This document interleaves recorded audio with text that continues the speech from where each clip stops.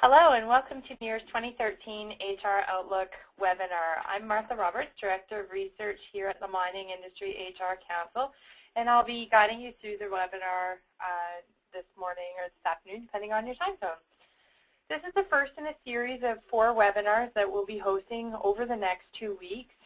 This year, a little bit differently from years in the past, we've organized the webinars by time zone, and in each webinar, we'll present the overall national outlook for 2013, followed by a short discussion of the issues and trends and some of the forecasting and LMI activities that are going on in your area. So wherever we can, we'll inject information for your local area.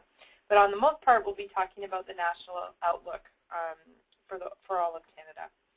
As we go through the webinar today, first thing before we get started, I just want to do a quick sound check and make sure that everybody on the line can hear us. So make sure you can go to the webinar panel that you have on your screen, and where you see the little box with a hand in it, just click on that, and that raises your hand for me so we know that you can hear the recording that's going on today.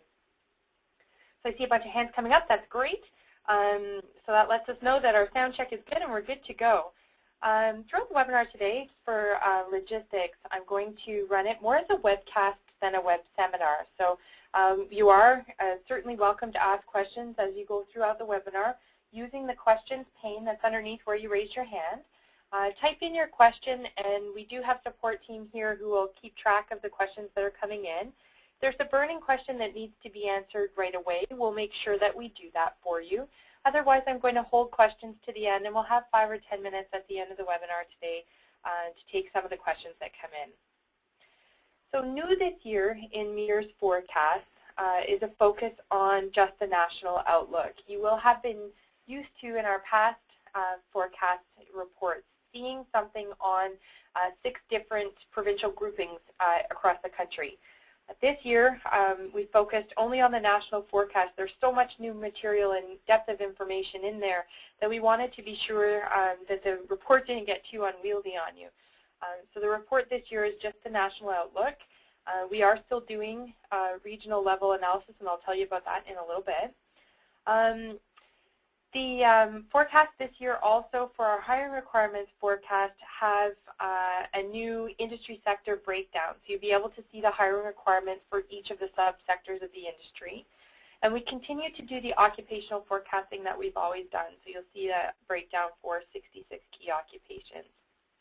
And brand new this year is a forecast of available talent, which will complement our hiring requirements forecast and gives us the ability to look on a gap analysis on an occupational level. So lots of new information jam-packed into the next hour with you, and we look forward to dissecting it all.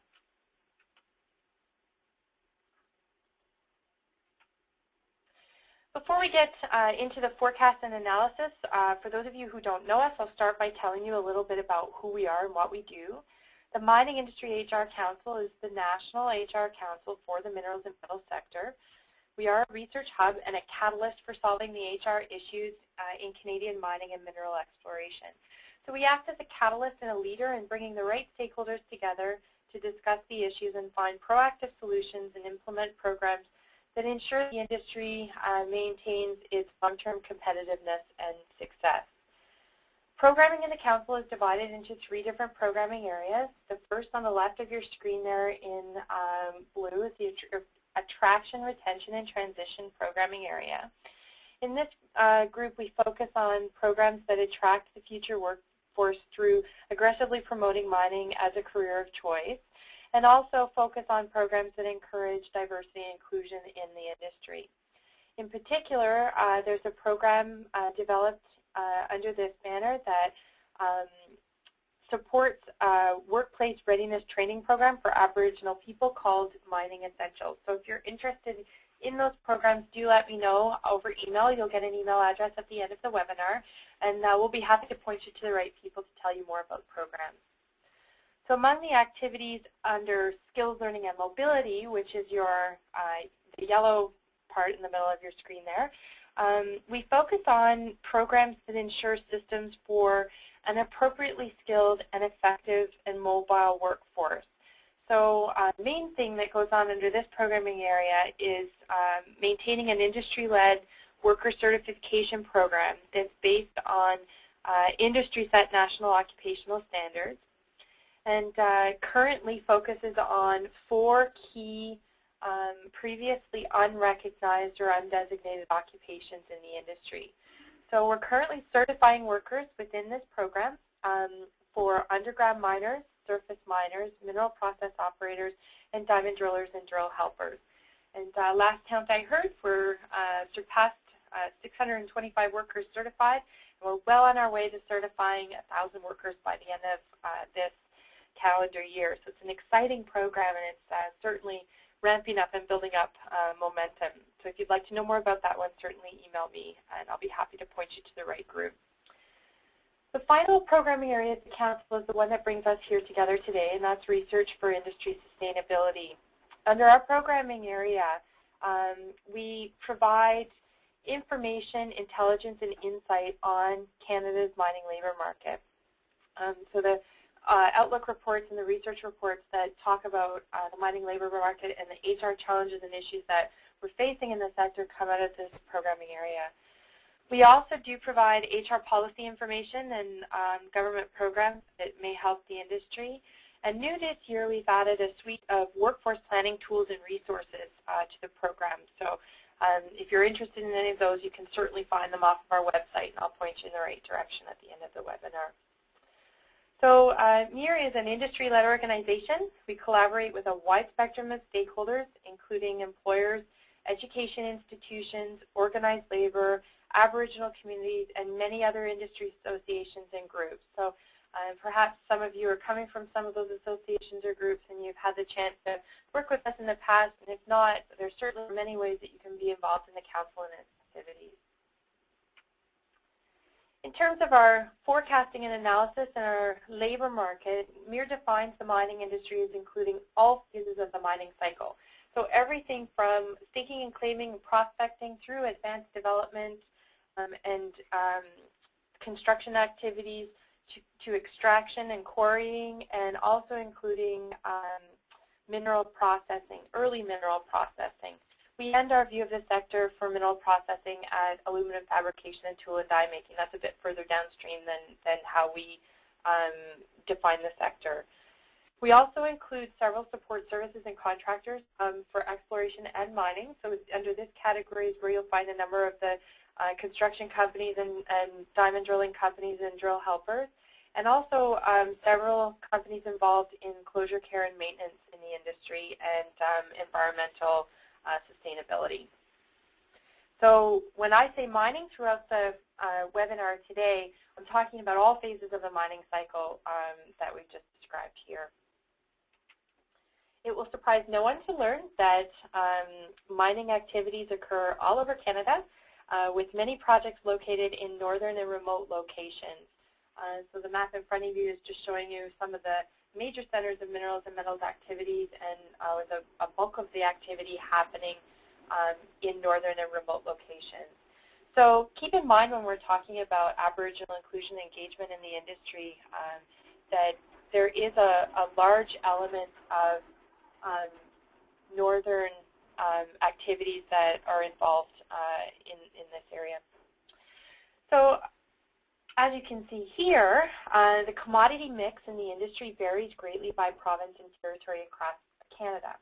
So in some provinces and territories, you'll see a dominance of one type of mineral or ore body, and in others, you'll see a mix of other things. This varying context across the country is very important when we're looking at the type and nature of activities that are happening and what the workforce looks like in each of these provinces and territories. So here I'm presenting you with a national forecast, but keep in mind that there are many regional level contexts, and the sensitivity in the regional area and the composition of the labor market and labor market needs for a local area can get diluted when you're thinking about things on the national scale. So if some of the numbers that I'm talking about today sound a little bit off, or the story is a little bit different for you in your local area, keep in mind that your local context will be driving what's going on in your local labor market. We are sensitive to this here at MIR and have begun extensive work over the past few years in trying to understand better the local labor markets in the various provinces and sub-provincial regions across the country. So currently we have 9 regional analysis reports. In 2011, we produced a report for Saskatchewan mining industry that talked all about their hiring requirements and available talent. And in 2012, we did forecasts for the Yukon and BC. And as I can throughout the rest of the webinar today, as we're talking to the Pacific time zone, I will give you some injections from our knowledge of what's going on in Yukon and in BC to help bring some of that local context to some of the numbers that I'm talking about. In addition to those 3 provincial and territorial reports that we completed recently, we also completed 6 regional level analyses in census districts in Northern Ontario. So these regional or level analyses are sub-provincial analyses for Northern Ontario. The 9 reports are all available currently on our website, so if you're looking for them and can't find them, do let me know and I'll be happy to point you in the right direction.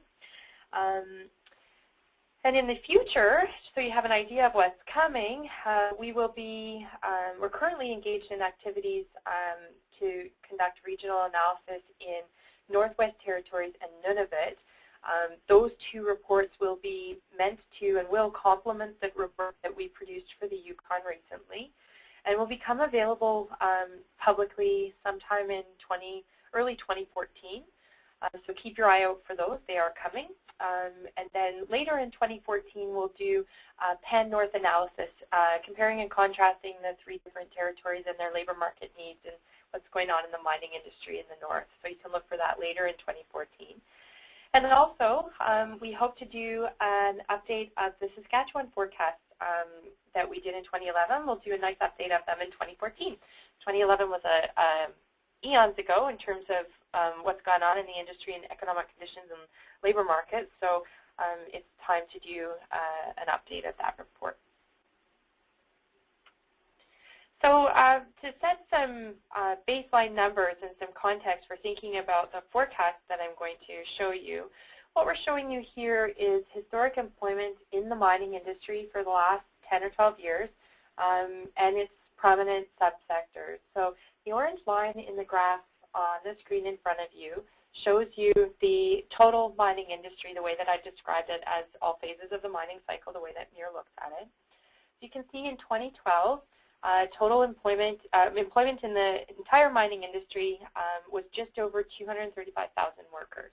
If you're looking at the trend line there, you can see that there's been a modest, steady increase in employment over the past decade or so. It's a little bit of a blip in 2008 and 9. This figure also shows trends in employment in each of the industry's main subsectors over the past decade or so. And the trends that you're seeing in the subsector employment numbers reflect many of the conditions in the industry over the past decade. So looking at the red line for mineral processing, you can see a slight decrease in employment in mineral processing over the past decade, and this directly corresponds to some activities in the mineral processing sector of offshoring activities and ramping down processing activities here in Canada. The light blue line underneath that shows you the story for employment in the extraction side of our sector. And as you can see, employment in mining has been relatively stable over the past 10 or 12 years, maybe a slight increase in employment showing up in that trend line. The other 2 sectors, I'm going to talk about them together because they are quite closely related. Mineral exploration in dark blue and in light green support services for mining. You see a steady increase in employment over the past 10 or 12 years, which directly reflects activities in those subsectors and rising commodity prices and strength of the commodity markets over the past decade. So that steady increase in employment over the past 12 years in those 2 sectors plays into the story a little bit of what's going on in our projections for the next 10 years. And just to highlight or to foreshadow that a little for you, you'll be seeing that we'll see a bit of a correction in employment levels in those 2 sectors moving forward. I'm sure it will come as no surprise to anybody on the webinar today to learn that there is a strong correlation between economic conditions and employment in the mining industry. Here we've plotted change in GDP in orange on the graph in front of you and change in employment for the past couple of decades. As you can see, the two lines tend to trend together, so that's highlighting the correlation between economic conditions and employment. So when economic conditions are great, employment in the industry increases, and when economic conditions decline, so too does employment in the industry. The other thing that you'll notice on this graph is how jagged the lines all look, and that's showing you the cyclicality in trends in economic conditions and employment in mining. Again, no surprise to you all, I'm sure that we are a cyclical industry, that we go through cyclical changes in economic conditions, and that employment is tightly linked to this. This relationship between economic conditions and employment in the industry is a very important relationship when we go through our exercises here at NEAR in predicting future employment trends in the industry. So we look at a number of economic indicators, not just one or two. There's hundreds of them that go into our projections, and we look at trend lines in the past and how employment has interacted with these different economic predictors, and that gives us then a prediction of future employment in the industry. One of the main predictors that we use in our forecasting and analysis are commodity price indices and commodity price forecasts. So as you can see here, we're showing you the commodity price forecast for gold and silver. These are World Bank forecasts, not mere forecasts. So we go to all the good folks at the World Bank who do these sorts of things. And we also pull in a number of other forecasts. We end up with a bit of a consensus forecast for commodity prices. What I'm showing you here again is the World Bank forecast for gold and silver. And as you can see, commodity forecasts or commodity prices have been on a steady rise for the precious metals over the past couple of decades. Then when we hit 2012, projected forward through 2014 and 2015 or so, we're projecting a bit of a price correction for prices of gold and silver over the next few years. And that's certainly indicative of what we're seeing going on currently in the markets. I'm highlighting this trend for you. You can see that, we can also see there that after 2016, World Bank is forecasting a steady increase again in commodity prices. Commodity prices are not expected to fall down to the levels that they were at in the late 90s and the early 2000s. So it is truly a bit of a price correction going on. Depending on the commodity that you're talking about, the different prices is forecast to be smaller or larger than what you're seeing here. But overall, on a trend level for all the commodities, we're expecting the dip in commodity prices over the next couple of years, followed by a steady increase or recovery in commodity prices. The reason I bring this up, and I'm highlighting this now at this point in the webinar, is to underscore for you that NEAR's forecasts under our baseline scenario already account for today's current economic climate. And we encourage you, when you're thinking about the numbers that I'm presenting to you, that you think along with us on a long-term horizon, that we're looking out 10 years. We're talking about the trends in employment and replacement requirements and available talent over time. So try not to get too consumed in the current in the next 6 months in your planning horizon, but think long-term with the numbers that we're presenting and what they mean. The other demographics the other thing that we keep very close eye on in our forecasting and analysis are the demographics in the industry. So what I'm showing you here is the age profile of the Canadian labor market and the mining industry. So you're looking at the blue bars, you're looking at that showing the Canadian labor force, and the orange bars are showing you the mining industry. So as you can see, the Canadian labor market as a whole is aging, and there's a large cohort of folks approaching retirement ages. So in that, depending on what sector you're talking about and how old folks retire, the 45 to 54 years to the 55 to 64 years age category. In mining, the workforce is even more aged than what we see in the Canadian labor market. And Also, layered onto that, the mining workforce tends to retire younger than the Canadian average in the labor market. So in the Canadian labor market, average age of retirement is about 62, 63 years old. And in the mining industry, they're retiring much younger at 59 years old on average. So this layer of an aging workforce with younger retirements creates what we're calling a perfect storm of demographic conditions that are setting us up over the next 10 years for large losses of workers due to retirement. And to give you a little bit of a local context and flavor, we did our analysis of the labor market in BC. We discovered that BC miners are even more aged than the rest of the Canadian mining workforce, and retiring again at that, on average, 59 years old. So partly has to do with the concentration of mineral exploration activities in BC. We do know that the mineral exploration side of our workforce is more aged than the extraction and support services side of our workforce. But again, keep an eye on this trend in your local area in BC for it. What we're talking about on a national scale, you can magnify it for the province. Other trends that we keep an eye on in our demographic profiling are diversity in the industry.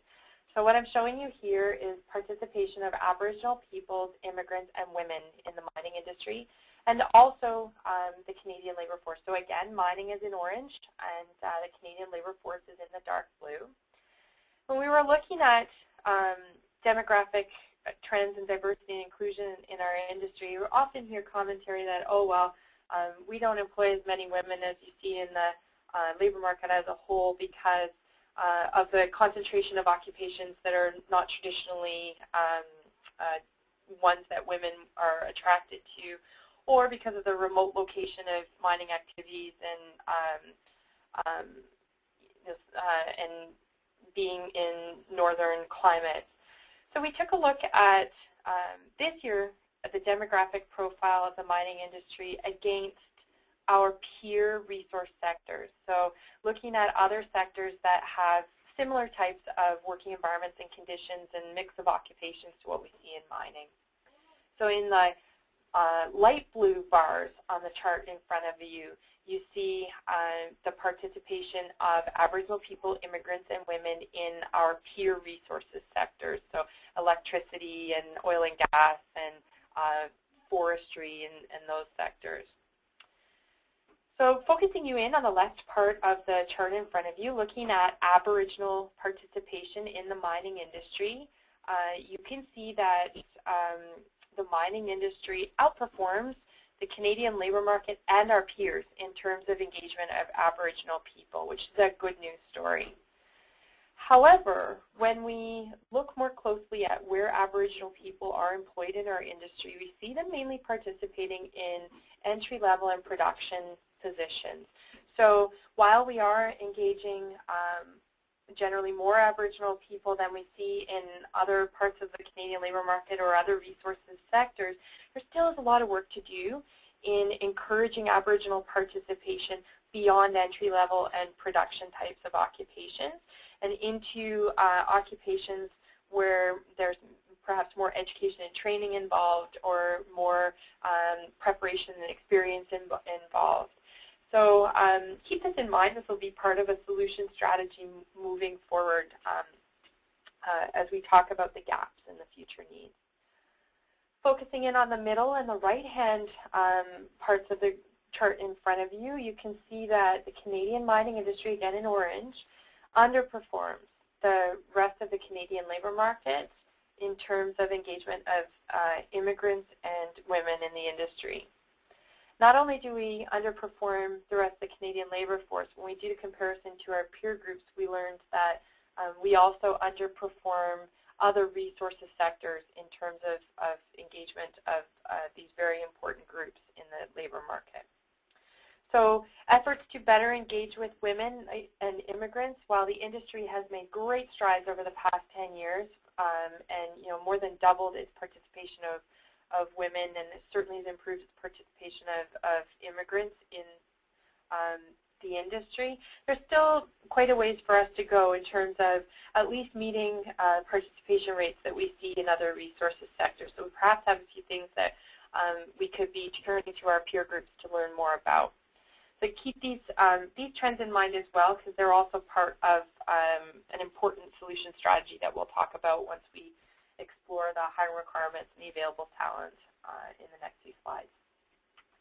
So looking at hiring requirements and our available talent forecast, I'll just highlight for you that there's three main components now to MERE's forecast. The hiring requirements are familiar to you and are still presented in a similar way to what they have been in the past. This is where we take a look at our hiring needs over the next 10 years. We also now have available talent forecasts that predict how many people will be available to fill these needs. And thirdly, we have a gap analysis that compares hiring requirements with available talent on an occupational level. And in our gap analysis, we also take a careful look at occupational trends that emerged. So first, we'll take a look at our familiar hiring requirements forecast. Our hiring requirements forecasts show two levels of hiring need in the industry. So the first would be net change in employment due to economic conditions, shown here in the chart in front of you on the left-hand column. We also add to that replacement requirements that are due to the demographics that we talked about earlier on in the webinar. So age demographics and retirement trends, and also look at non-retirement separations and all other types of separations from the industry. We roll this all together into a cumulative hiring requirement forecast. We were encouraged by industry to present things in this way. The typical way in a true economic labor market scenario is to look at demand and supply. Rather than do that, pure demand and supply type of forecast for industry, we were told it makes much more sense for industry to understand what a hiring requirement is and who's going to be available to fill those positions. So we have a little bit of demand and supply on both sides of our equation. But we've done this to translate it into numbers that make sense to hiring managers. It doesn't matter to a hiring manager if they're trying to fill a position because it's a newly created position, or if they're filling a position because it's been left vacant by somebody leaving for different reasons. A hire is a hire, and it puts resource and pressures on the company. So to give you a better understanding of what your hiring is going to look like over the next 10 years, we roll these concepts together. We also project over three different economic scenarios. So in the middle, in white on the chart in front of you, is the baseline scenario, and this is the one that we will talk about throughout most of the rest of the webinar today. In that baseline scenario, we're assuming status quo, following current climate and conditions and predictions for economic trends into the future.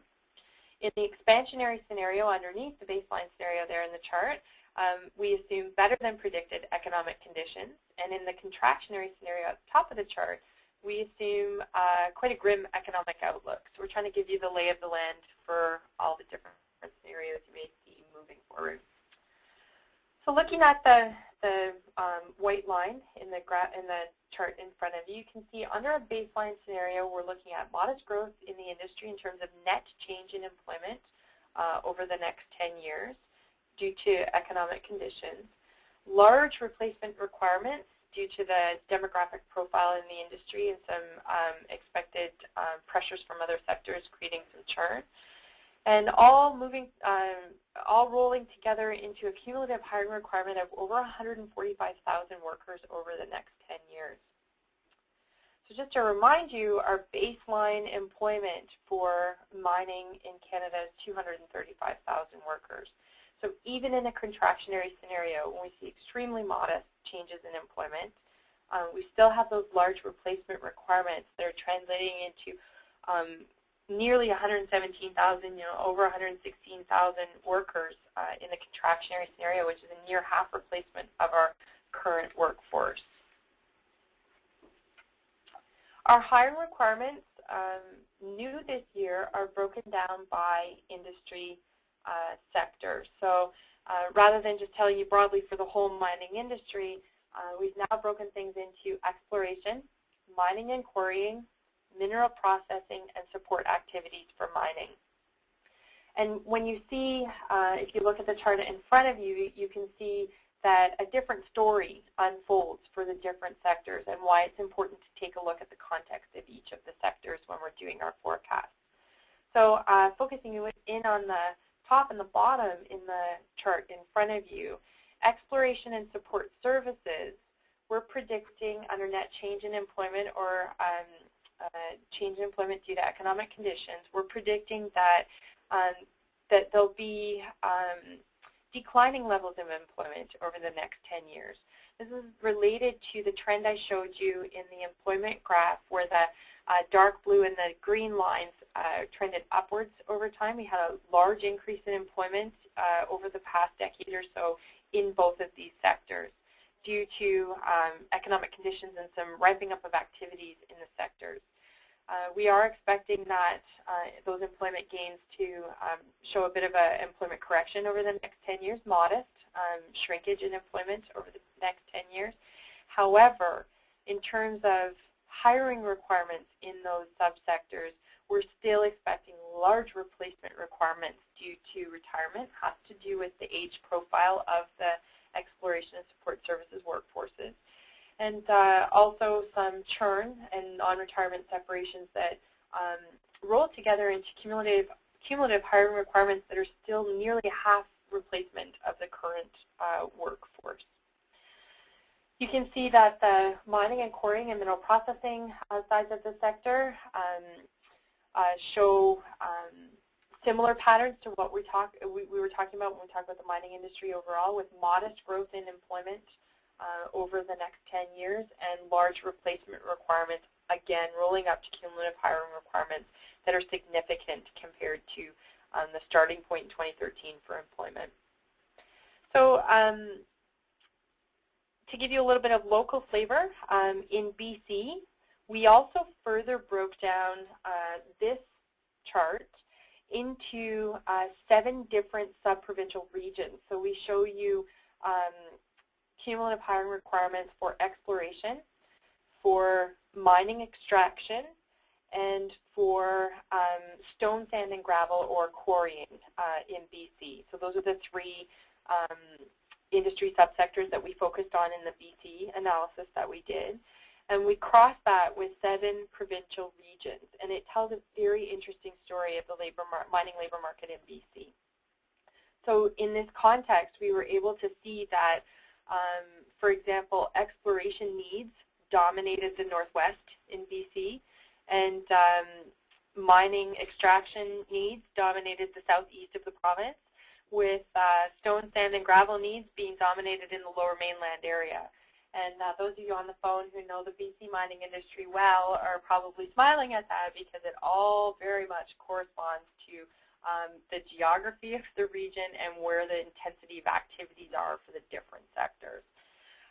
We're looking to do more of this regional level analysis into the future, but this cross-tabulation in BC is the first time that we've done that analysis, and it certainly told an interesting story in BC's labor market. We also break our forecast, our hiring requirement.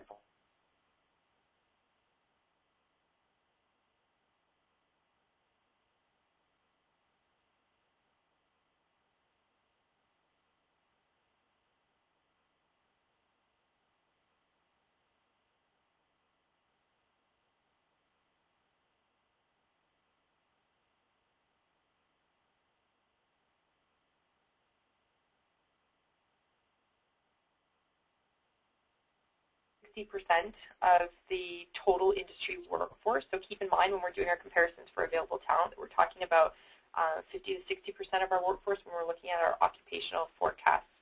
All of the other occupations are certainly important in the industry, but they're perhaps occupations that are much more dominant in other sectors of the economy and not deemed as essential to the ongoing activities of the mining industry. So as you can see, when we group things into our, we take our 66 occupations and we group them into 6 occupational categories. When we group those categories together, the largest demands in terms of numbers that we see in the industry are in the trades and production occupations. This makes sense given how labor-intensive the extraction side of our sector is. However, just because the numbers are large, over 47,000 for trades and production occupations, doesn't mean that those are the occupations that are keeping hiring managers up at night.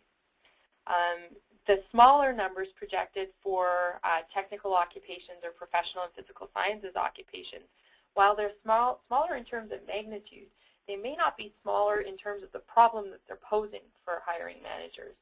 So they may be occupations where it's hard to find the right skill set, or it's hard to find people with the level of education and industry experience that's needed for them to be fully competent in their roles. So for some of the professional occupations, you may find that even though the numbers are small, it doesn't mean that they're less important in terms of what a hiring manager is looking for. So keep in mind that it's not just the magnitude of the hiring requirement that creates the pressures. So when we talk to workforce planners around the industry, they'll tell us that it's the 1 or 2 key professionals that they can't find with the right level of experience that can bring their whole operation to a standstill if they can't replace them in time, and not the dozens or hundreds of trades and production occupations where they can train people up relatively quickly and ramp them up to experience with some in-house training. So that, while the numbers may be large, the story may be different for the different categories. Keep that in mind. So that concludes our look at the hiring requirements. We do a number of other breakdowns in the report. We give you 2, 5, and 10-year outlook. We give you a year-on-year outlook, and certainly more detail on all of the 66 occupations are contained in the report. So if you didn't see what you were looking for, do take a look at the report.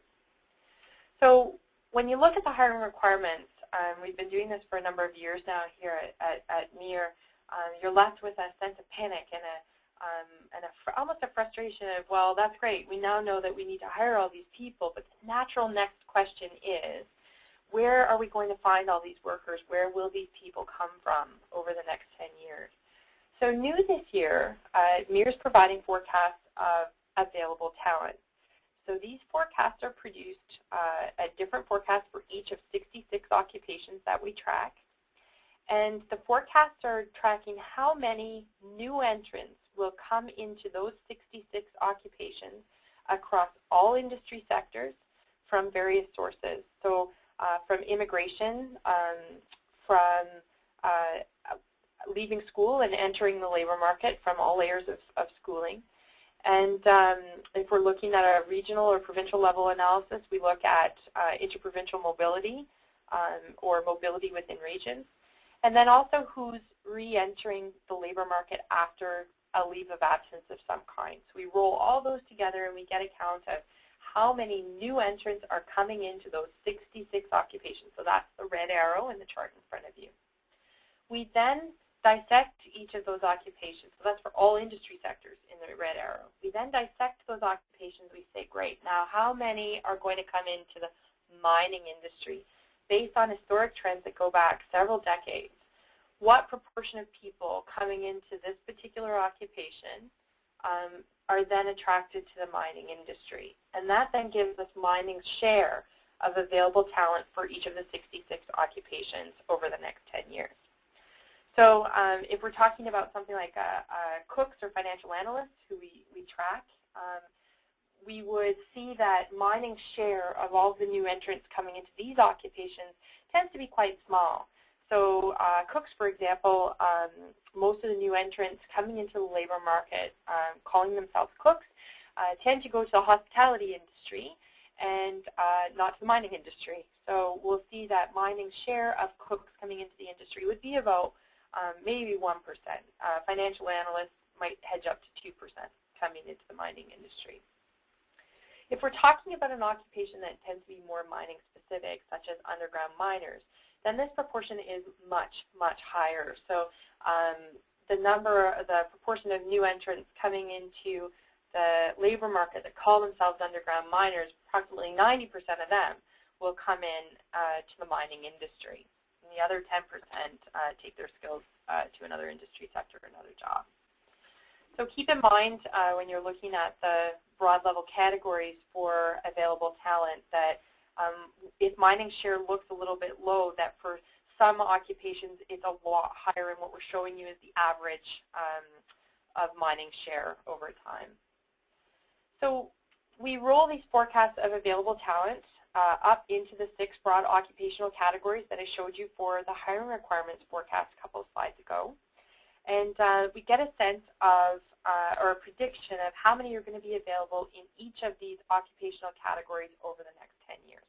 So looking at the chart in front of you, we show you mining share of available talent, or the number of workers, new entrants coming into the labor market who will go into the mining industry.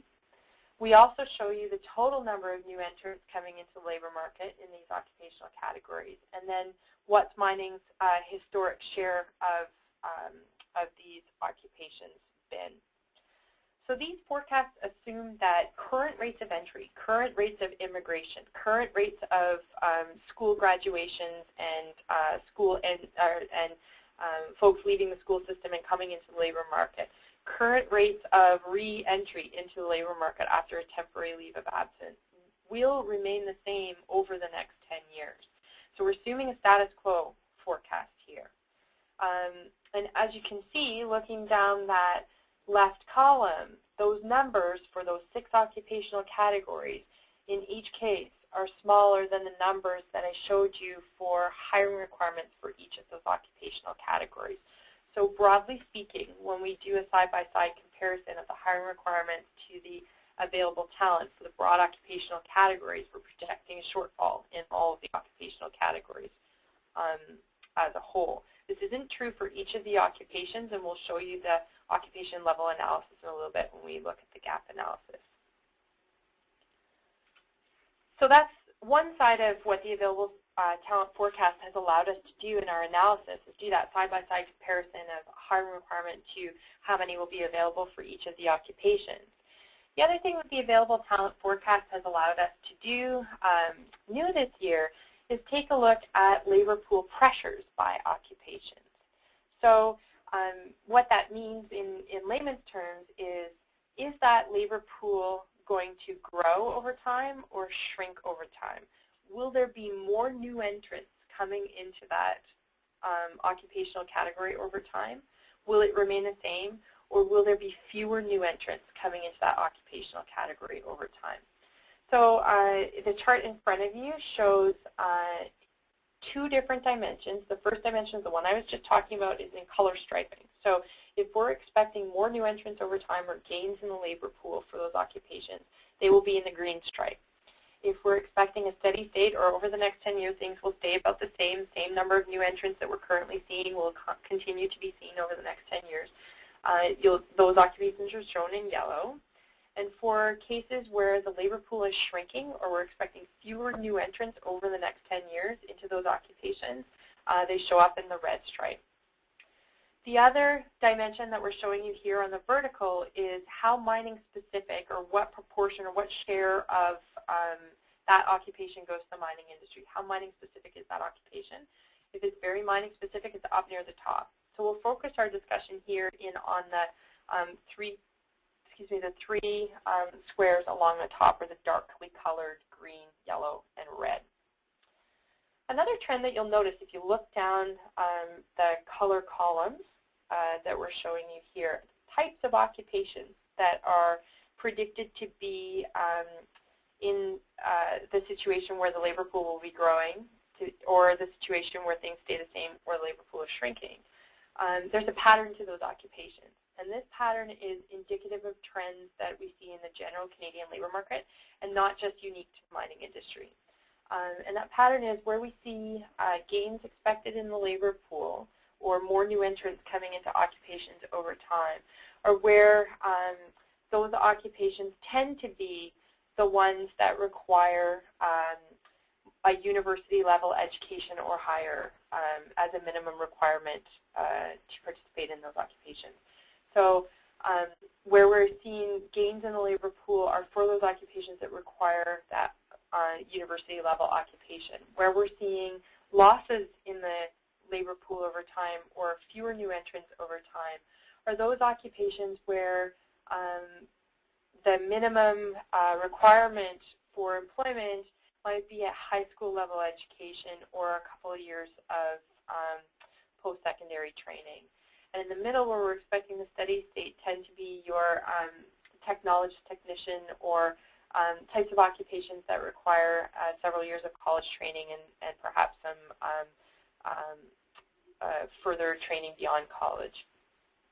And this is, again, a trend that we see in the general Canadian labor market as a whole. More young people are being driven towards university-level education, getting a university degree, entering the labor market at that stage, than leaving high school and entering the labor market at an earlier stage. So looking across the top now at the darkly colored squares, you see the trends for the mining industry. So in terms of professional occupations, engineers and geoscientists in the industry, we're expecting the gains in the labor pool, more new entrants coming into labor pool over time.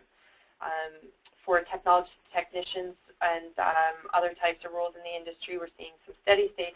And then for some highly mining specific production level occupations, these are the occupations where we're expecting shrinkage or fewer new entrants into the labor market over time. Keep these labor pool pressures in mind when you're comparing the hiring requirement to the available talent forecast, and that's what we did in our gap analysis. So when we look at the side-by-side comparison with the simple math that tells us if there's a shortfall and to what degree there is a shortfall, we get part of the story, and then the rest of the story comes from looking at the trends in the labor pool pressures and doing a full analysis on an occupation by occupation level of what's going on. When we do that in our gap analysis, we find that there are three broad occupational trends, and I'll walk you through some of these trends.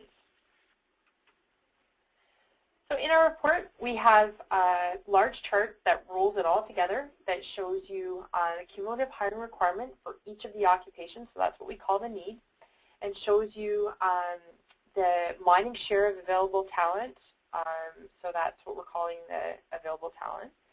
And then right beside it, the simple math that tells us what the gap is. And then beside that, we show you what the challenge is. This is injecting some of the knowledge about the rest of the labor pool, how many people will be available, and also from there we look at whether that labor pool is growing or shrinking over time. That gives us an idea of the challenge. Are there going to be people available in that labor pool, or are we looking at a different kind of a gap where there just aren't people available? I won't show you all 66. All I'm showing you here are the first 5 in the table, and you can see that for the 5 occupations that are selected here, on a national level, there is a negative gap over time, but there is also available talent in a labor pool to go and draw from. That's not the same story for all of the 66 occupations. So what I'm going to show you next are the 3 broad trends that we see over time. So before I do that, though, just to inject a little bit of your local flavor, in BC, we track 66 occupations like we do for the national forecast. But in the Yukon, we only tracked 42 occupations because a number of the occupations related to mineral processing and downstream mineral processing activities were irrelevant in the Yukon. They just simply don't have those activities going on. So in the Yukon report, you'll see 42 occupations reported. The other ones were just not relevant to the industry up there. In terms of the Yukon, we found gaps in all occupations, negative gaps in all occupations. There were no occupations where we saw that the gap was a positive gap moving forward. In BC, most of the occupations were also negative gaps, but there were a few occupations scattered throughout the chart that did show some trending towards having a positive gap in the future. So in terms of the trends for these occupations, the first trend that we see is a case where the hiring requirement or the need, which is the orange square, is well within, or at least within a margin of error, within mining's share, which is the dark blue part of the column, and the light blue part is who's available to all other industries. So what you see in white at the top of each of those charts is the total number available to all industries, and then we break it down into the dark blue and the light blue. So in this case, the need is within mining's share of available talent over the next 10 years. You'll notice that occupations that fall within this category tend to be the occupations that were in the condition where the labor pools are growing over time, and we're expecting more new entrants into the labor market over the next 10 years, and tend to be the professional engineering and geosciences occupations. Now, before you're left with the impression that we don't need to worry about any of these occupations, or that we're somehow saying that there's going to be a surplus of, for example, mining engineers over time. That is not at all what this is saying, and that's not how to interpret this.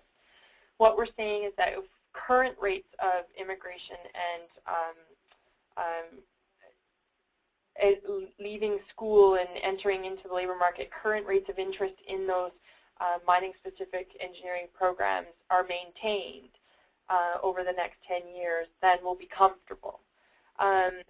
But that doesn't mean that we could take our foot off the gas. If we take our foot off the gas, that will be a game changer, and we won't have current rates of entry into these occupations. It will change this picture very quickly, and you'll see if we took our foot off the gas for these occupations in the next 2 or 3 years, you'll see this trend change very quickly in future forecasts.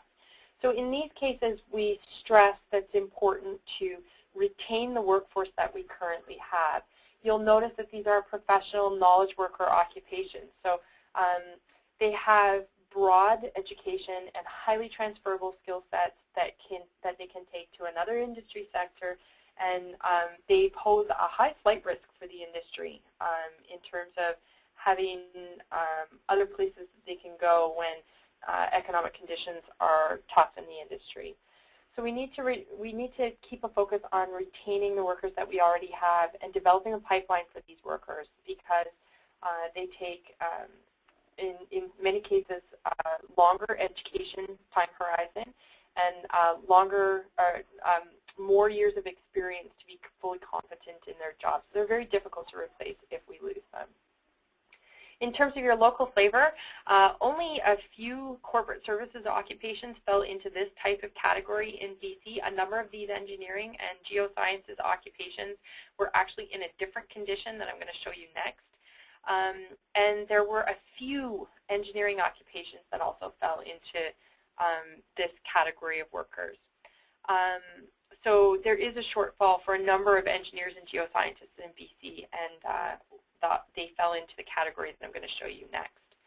In the Yukon, none of these occupations fell into this category, none of the 42 occupations. So the only 2 types of trends we saw in the Yukon were the 2 that I'm going to show you next. So the second sort of trend that we see is a trend where the need, or the orange square, falls outside of the projection of who's going to be available for the mining industry. So now the square is in the light blue part of the column graph in front of you. So what this means is that mining will not attract, with its traditional share, enough people to meet the needs that we're projecting, but there is a healthy talent pool, or a number of folks available in these occupation categories in other industry sectors. So the job for the industry here is to increase mining's share of talent in the talent pool, carve off a larger slice of pie in the talent pool, and attract workers from industry sectors that they're traditionally looking for work in. So for heavy equipment operators, we'll be attracting workers away from construction and petroleum industries into the mining industry in order to meet our needs. You'll notice that the occupations that are listed here tend to be the technologists, technicians, heavy equipment operator type of occupations, mechanics, and number of trades occupations. So the proportion that an industry sector attracts of new entrants in a labor market tends to be very stable over time. So the 7 or 8% of heavy equipment operators that the mining industry has attracted over time has been relatively stable over the last 20 or 30 years. And if a company tries to increase its efforts all by itself to attract workers away from another industry sector, it may not be as sustainable in creating change here as if the industry worked together. So the industry needs to work together as a whole to attract folks away from other industry sectors. But then other industry sectors will respond with their own campaigns and try to keep the workers that traditionally work within their sector. So it's important to keep that in mind. In BC and the Yukon, we saw some of the professional geosciences and engineering occupations in this category, and a number of technologists and technicians were also in this category. The final category of trend that we see is one where the need far exceeds who's going to be available over the next 10 years for any industry sector, mining and everyone else included. So in this trend, there simply aren't enough new entrants coming into the labor market to meet the needs, period. So in this case, we talk about a need to work together in a coordinated fashion to grow the whole labor pool. And this requires coordination and efforts with all levels of government, with industry employers and education and training, all doing their parts to work together in a coordinated fashion to meet the needs and improve the labor pool outcomes for these occupations. So there's two categories of occupations on a national level that fall into this scenario. One is the highly mining-specific production occupations where we see the highest needs in terms of hiring requirements, and we saw they were in the red zone for shrinking labor pools over time. So we're fighting two opposing forces there. And the other are midline management, supervisory, and early leadership roles. So in these cases, you'll want to pay attention to succession planning efforts and make sure that your midline management leadership pipeline is well positioned.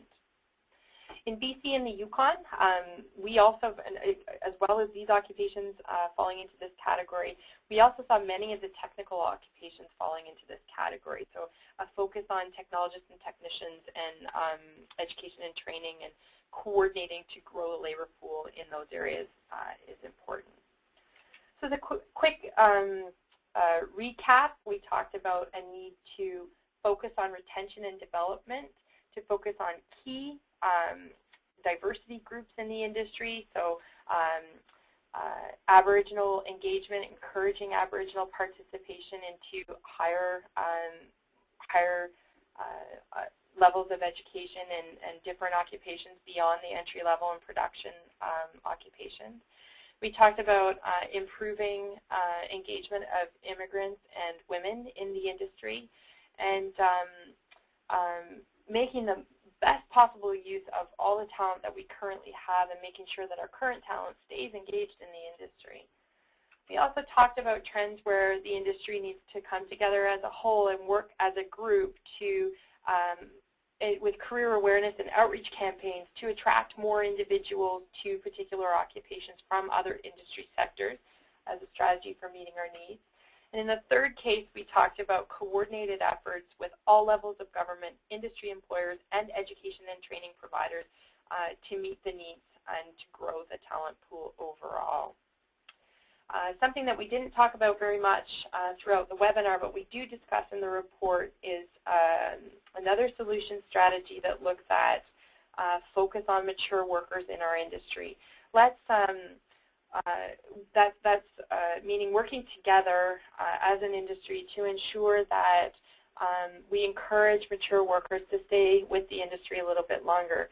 If we can change some of those large exits that we're predicting over the next 10 years in terms of retirement and age demographics by re-engaging with our mature workforce and encouraging later retirements than what we've seen before by redefining work in some way for them, this will go a long way to meeting our needs and reducing some of the gaps that we're showing here. Also, we can look at ways of re-engaging with the workforce that's already retired. 59 is very young, and they've got a lot to offer and a lot of industry knowledge and experience when they leave. So perhaps there's a way to re-engage with that aging retired workforce and bring them back into the industry to fill some of the gaps in creative work arrangements. So thank you very much for joining us today. For more information and discussion, you can certainly refer to the report. You'll find it on mininghrforecast.ca.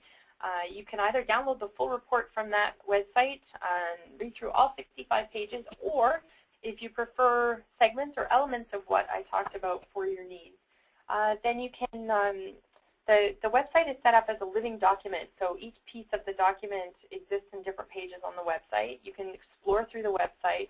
You can shop through which elements you want, add them to your report, and create your own Coles Notes report for your own reporting purposes and focus in on elements of the analysis that make sense for your own discussions in your own environment. You can also contact me anytime. My contact information is there, phone number and website. And you can, request more information on what's contained in the report. You can request a customized analysis, or if you want to discuss your individual consulting needs with me, please do contact me, and I'll be happy to work those out with you.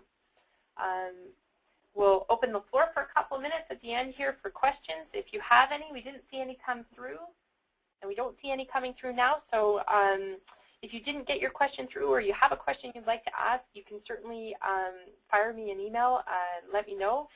We will collect the questions and get back to you shortly with them, and help you understand things better if something comes up. So again, thanks very much for joining us today. We look forward to speaking with each of you again in the future at some time, and following up with you on how things are going in your own local labor market. Thank you.